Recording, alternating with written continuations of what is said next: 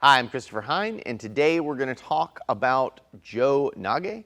And I'm going to give you a real simple progression I use for Jo Nage. Jo Nage just means throwing with the Jo. So if I had a Jo and someone was grabbing it or trying to get it from me, how would I project them off of me?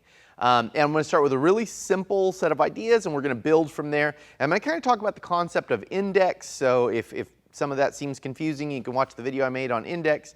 But basically, there are some root core things you're going to do that are really simple, that are in the forms, but are kind of hard to pull out of the forms sometimes if we're not looking at the forms right. So that's what we're going to work on today is Jo Nage. I'm going to call Josh over here, and we're going to go to work. Josh?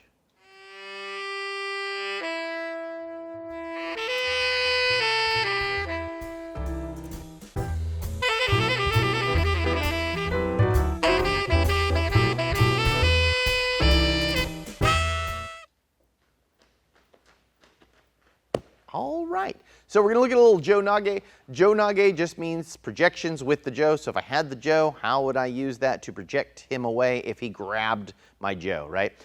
So thank you very much. So important thing, actually let's switch sides so I can be in regular ski kamae for this. Okay, so if I had a weapon and I'm trying to keep this guy away, one thing he can do to threaten my use of the weapon is just to grab the weapon, right? So that's one thing he definitely can do, and that's bad for me. I want to not have that because I want to use the weapon, right? To whack him and stick him and all kinds of stuff, keep distance, all the other stuff. All right, now, the first concern you should have when someone grabs your weapon is that if they get it with one hand, almost immediately after, two hands are going to come on.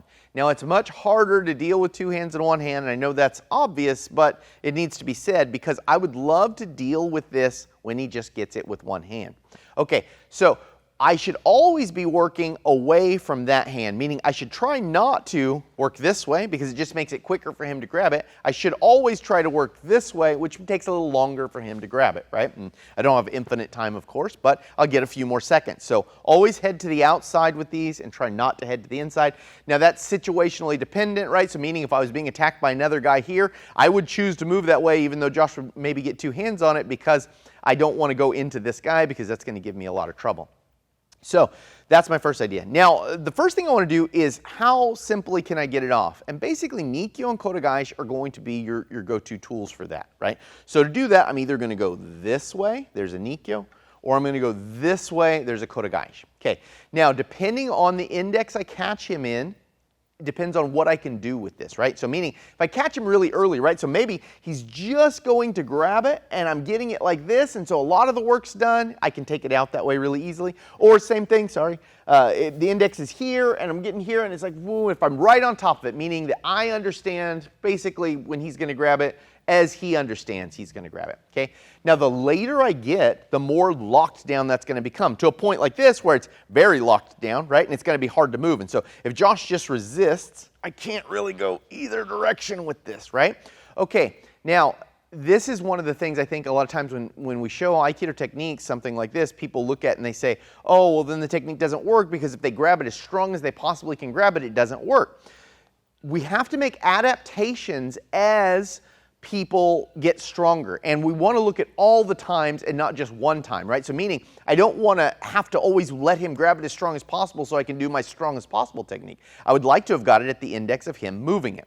All right, now another thing to understand is that he is probably going to move it out of his way also. He's not just going to leave it there. So he could pull it to the inside or the outside for whatever reason, or he could pull it to the inside for whatever reason. All right, now, if he does that, so let's say I'm behind an index and he's grabbed it strong, but he moves it either to the outside, that gives me a Nikyo, or if he moves it to the inside, that gives me a Kotegaeshi, right? So I could still, even if he's grabbed it strong and I can't move it, I could be dependent upon him to move it and still work. And understand, we're still talking about tenths of seconds here because it's not going to be long for that other hand grabs or is hitting me or whatever. So another thing that will give me an advantage is to slide my hand up to here. And a lot of times we don't talk about this, but now I have a lever that's this long, right? So that's a long lever. Over here, I only have a lever that's this long, right? So understand that I'm really trying to inefficiently use the weapon here. Whereas if I slide my hand up, I now have a ton of force, right? And to Josh, that feels like machinery all of a sudden, right? It doesn't feel like a guy's wrestling with you. Because this lever's so long, this feels like a machine's doing it to his hand because it's just freaking strong, right? So anytime you think that there's trouble, you should slide your hand in next to his, and that's going to start to give me that advantage, okay? And again, I'm going to be working my Nikyo and my Kotegaeshi primarily because those are going to be my best chances to escape this. Now, if I get in here and he's locked it down and not moving at all, and understand, I'm doing all this right now just because I don't want to track the camera around, but we're moving in this, right? Because he's going to be trying to come in and get it with that other hand, and I'm going to be trying to get away from that with that other hand. So we're moving around right now. I'm just showing this way so you can see it. But I've slid up here, and even with the mechanical advantage, he's totally locked out, and this is quite possible that I still can't get it, right? All right. I have a couple options to attack his hand. One is to go into any kind of Yonkyo, right? So meaning I could roll Yonkyo, and you can't see it right now, but I just rolled Yonkyo right up here on top of his knuckle. And so now when I grab and drive into it, I can put a ton of force right into that knuckle, makes him want to pull his hand away quick. Now look, it's not a death grip, but if it just hurts and it's suddenly surprising, natural reaction is often to pull your hand out. Touch something hot, pull your hand back, right? So that is something I can go into immediately. So I could try Yonkyo. Now I could try my Yonkyo there. I could try it on the metacarpals in the hand. I might be able to get to the thumb. I might just go to the wrist, right? But I can get Yonkyo anywhere in here, and that's one thing I'm going to try really quick. Can I Yonkyo him and see if he'll let go of it? Now, in addition to that, I'm going to try Rokyos, especially if he's locked out like this, right? So if he's locked out like this, I'm going to try to get in there and get to the elbow and pop him off with that Rokyo. And this works perfectly with my idea of moving away from that other hand coming in.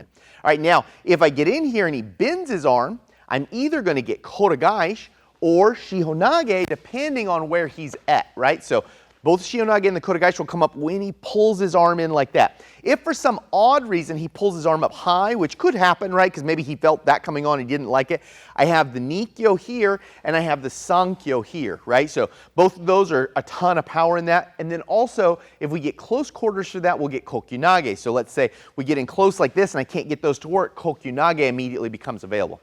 Also in there, Jujinage will become available because we're here. I hit the face and I drive in here, boom, and there's my Juji right there as I drive this into him, right?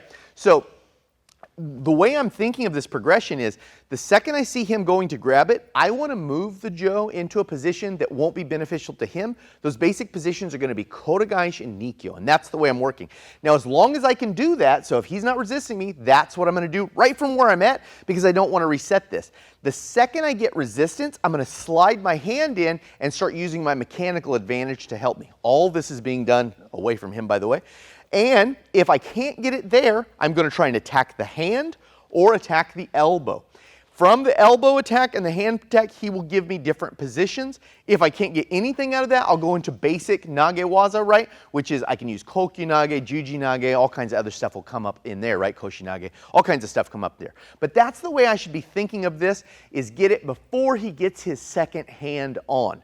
Now, once he gets his second hand on, there's a bunch of classic Jo Nage you'll see, right? So as he comes in here and he grabs with the other hand, can I switch his direction? So see how I cross him there? And that's a variation on a Juji Nage, sometimes called the Kokyunage, it's sometimes called an Urimi Nage, depending on the style of study, Aikido you study. So as he comes in, can I cross that across like this? And I get him twisted up, which is really, really a good thing for me, okay? If he comes in and grabs, can I go direct? And you see O-sensei doing this a lot where he comes directly in, and this is sometimes called Nodotsuki, or it's also called Irimi Nage sometimes. I've also seen it called Kokyunage sometimes, depending on who the teacher is, right? So those are my basic core ideas I'm going to use when this guy starts to get the second hand on. As he comes here, boom, I'm going to go to this position, or if I can't pull that way, I'm going to try to come in here and get him off. Now, if he pulls or pushes me, I get a bunch of different options as well, right? So if he comes in with that other hand and he pulls me, I can enter into that. We get Kokyunages and Irimi Nages from that. If he comes in and he pushes me, I can take that push and I can turn it into all kinds of other stuff, variations on Kokyunage, et cetera, so forth. So this is the way I think you should think progressively about Jo Nage. And instead of trying to teach a form and think that the form is all there is, and I do think you should teach the forms, I think you should realize that the forms exist as a progression of ideas. And I would like to catch him as early as possible. I see his hand grab. I'd like to pull it away, right? So I would like to see Josh come to grab and go, whoop, Subet, right? And then his face is right there, bang, and I get him. So that would be the highest index possible, right? I understand the intent before he's even gone into action. But each stage, I need a set of techniques as to how I'm going to deal with whatever it is he's up to. So think of Jo Nage as a progression of ideas instead of just a form, and if the form doesn't work, well, then it doesn't work, and Aikido's no good, or Jo Nage's no good, or it's impossible, or all the other crazy stuff we tend to think. So that's a fair amount about Jo Nage. I'm Christopher Hein. This is Joshua Teehee. Behind that camera is Maya Solana McDowell. Oh, she's got the dance going again, folks. So she's dancing. Now she's done, and this is a defeated look, right? She asked me the other day why I call her out on camera. Because she's there, and I want you guys to know she's there. Anyways, thank you for watching.